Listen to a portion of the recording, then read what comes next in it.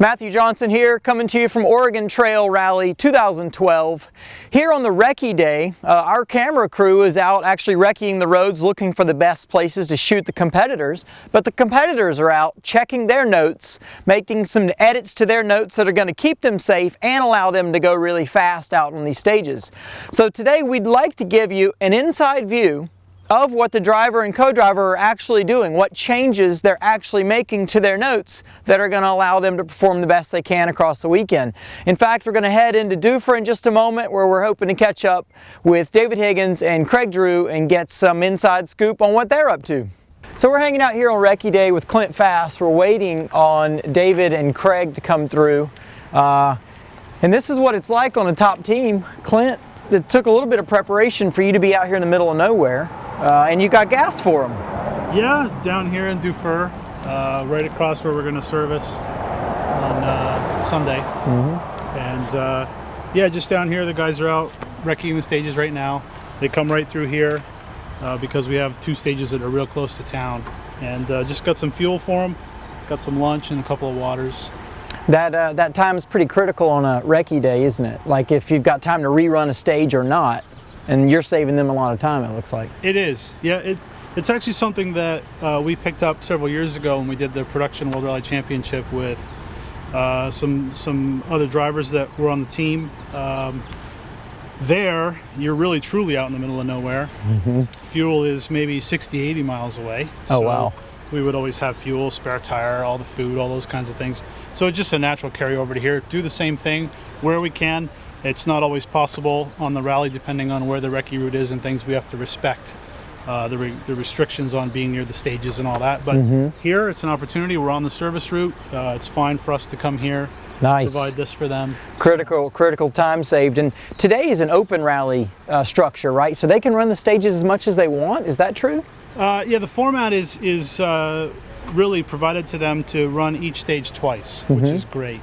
Normally, normal event recce here in America is one pass, generally in a convoy. Some rallies will just have an open and closed window on the stage where you don't have to go in convoy, but you have to go through from this time to this time. This format's really nice. They can sort of set their own order and take two passes through the stages. Nice. Do you guys ever consider, I mean, I know you're bringing trailers and everything out, do you guys ever consider bringing a recce car with rally tires on it and such? Or is the advantage worth it, or is it just too much effort? The advantage is definitely worth it. It's always nice to have a dedicated recce car that has a skid plate, has the right tires, so you don't have to worry about punctures and things like that.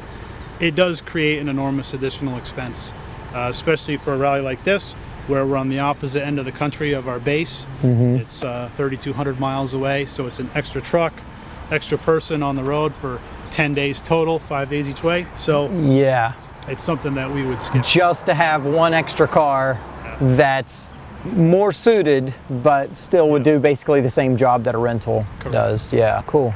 Here's David now. Cool. Just maybe avoid the fact that it's a Mitsubishi. Yeah, copy that. Don't put that in the film, guys. Got a punch it, yeah. Get that. This is why if you see David and Craig with a flat, this is why they don't stop on stage to change it. We just drive to the end. Even in Fir Mountain, we just go to the... That's why we drove here. Yeah, totally. As you can tell, these are not the guys that usually change the tires on the Vermont Sports Car prepared Subarus across the rally weekend. These are the last three guys you'll see changing tires across the weekend.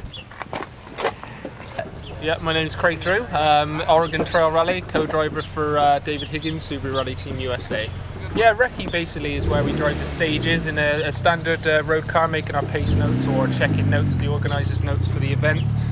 Gives you a great chance to go and see the conditions of the stages, mark any bad places obviously, and just generally get a feel for what you're about to encounter when the rally starts in a couple of days' time. Do you feel like you make more changes to the notes for safety or for speed? It can depend. you're always bordering on the line of caution. You know, you never want to. If the organisers think that the note is a certain way, then you don't necessarily want to try and speed it up too much, because obviously they have a lot of experience as well. But safety is always paramount. It always comes before everything else. But at the same time, we're competitors. We're trying to go as fast as we can on stages. So yeah, it's kind of balance between the two. And there's a numeric system for calling notes and a descriptive system. And which do you guys use? We actually use both. So just to be awkward, we use both. We go from a 1 being slowest, so that would be a hairpin, up to a 4, which would be like a sort of fast medium corner, and then we actually use descriptive onwards, so we use like a easy, fast and flat. So we actually combine the two style of notes. Most drivers use one or the other, but David's just always found that he finds he can commit more to descriptive on the fast stuff, and then obviously use numbers for the slower corners. We basically try and put in as much information as possible. That goes from distances between corners. Obviously you've got a lot of elevation in stages, so we have crests and jumps and dips, and try and put that sort of information in. If we can put the more information, the better on long corners, so sometimes we'll even have a long 4 and put a distance for how long it continues for. A lot of corners, especially on this rally, tighten, which is important to know where they tighten. You don't want to try and carry a 6th gear corner which suddenly tightens to a 3rd gear corner. You need to know where that tighten comes. So yeah, we just basically try and put as much information about everything, even down to braking and slowing, where you need to brake. You may have a fast corner, but immediately after is a slow corner, so you need to be slowing obviously before the slow corner, so as much as possible. What can you tell us about David as a driver? Does he like a ton of information coming through the headset, or does he just like to trust his eyes and get it figured out? No, he does like a lot of information in the notes. I wouldn't say fussy with notes, but he does like as much information as possible. Especially I'd say on the fast stuff, and he likes his delivery to be nice and early, so he's not second guessing what's coming. He knows almost 2 corners in advance what's coming, so he can set the car up a certain way for almost the corner after the corner you're about to approach. So yeah, he likes quite a lot of information, but I can just about get it all out in time. Okay, cool. Yeah, so this is basically leading up to the top of the hill. This is where the 3+ is where you'll see us coming into view. Keep right over 100, so that's basically keeping right over 100 meters. Fast left, which is like a 5th gear corner, and then keep left over 270 meters downhill. So you need to know when it's steep downhill if you're braking, because obviously you need more time to brake.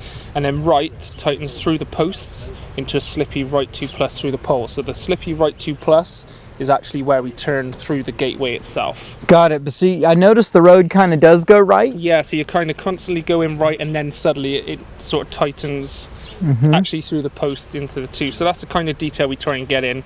It's always slippy on that corner. Yep. So you don't want to make a fool of yourself in front of all those spectators. So yeah, that's basically the kind of information we have. And then it's very fast on the exit. And then I noticed on the exit there get to be a lot more rocks on top of the surface. Yeah. Do you have any kind of thing to say about that, or you just trust David's going to see that? Yeah, he'll change his driving. Things like that you can very often see a lot. If we go slightly further through the stage, we actually do a change of surface where we actually note surface on the notes. So once he hears surface, he doesn't need to know what type of surface, because there's not many changes. I'm David Higgins, driving for the Subaru USA Rally team in the STI VT10. Cool. What event is this? We're Oregon Trail Rally. It's always a fantastic rally. The weather throws such an element, even after such a small recce today so far. We've had snow, we've had some wet stages, and we've had some real bad dusty stuff. So it's going to throw its normal hazards at us, I'm sure. Cool. And what are you doing today? Today we're just out doing the recce, which is our slow speed run of the road, so to get the detail for the stages. So next time over it, Codra will be calling them back at me to try and explain the road in the most detail as possible. And how fast do you drive the recce?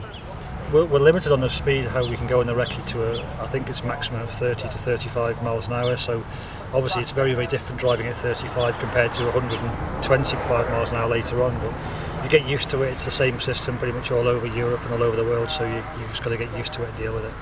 Do you feel like having the ability to do a double pass of recce stages will help the talent of American drivers grow? I think it will if it encourages the drivers to actually use their own pace notes. If it just gives them 2 passes of using somebody else's, then you're not really learning anymore. And we have the same problem in the UK. People that start off and get used to using somebody else's, they get more confidence in theirs than what they do in their own. So you almost need to force them, the goal to make it that you have to make them, and by having to make them, then you're an option. You can go anywhere in the world and be competitive. When you're out on the stages and you're looking through, you're in the recce car, you're looking through the corner, are you looking at always, how can I go faster, how can I go faster, or what's going to catch me out, what's going to catch me out? Like, what's the focus in the recce car? A little bit of both, really. I'm looking to see where I can carry the speed, how long I can carry the speed for, but also trying to visualise where the car's going to end up. So if I do drift out a little bit wide, is there going to be hazards there? Is there going to be something that can catch me? So it's mainly looking to see how fast I can go, but at the same point, I'm visualising what the car could be doing all the time. But obviously, what makes it difficult when you're recceing at such a slow speed, you don't really know what. Some crests you think are just going to be an ordinary gradual crest, but sometimes you can fly, and they're the hardest things to judge unless you have the experience. So when you're on faster events like 100 acre, that's where the more you do the events, the faster you go, because every time you go through you think, I could have gone a bit faster, but you go back and do the recce the next day, for example, and you'd still note the corner the same, where these narrower roads you haven't got the same luxury as that, so the notes pay probably a bigger input into it for these ones.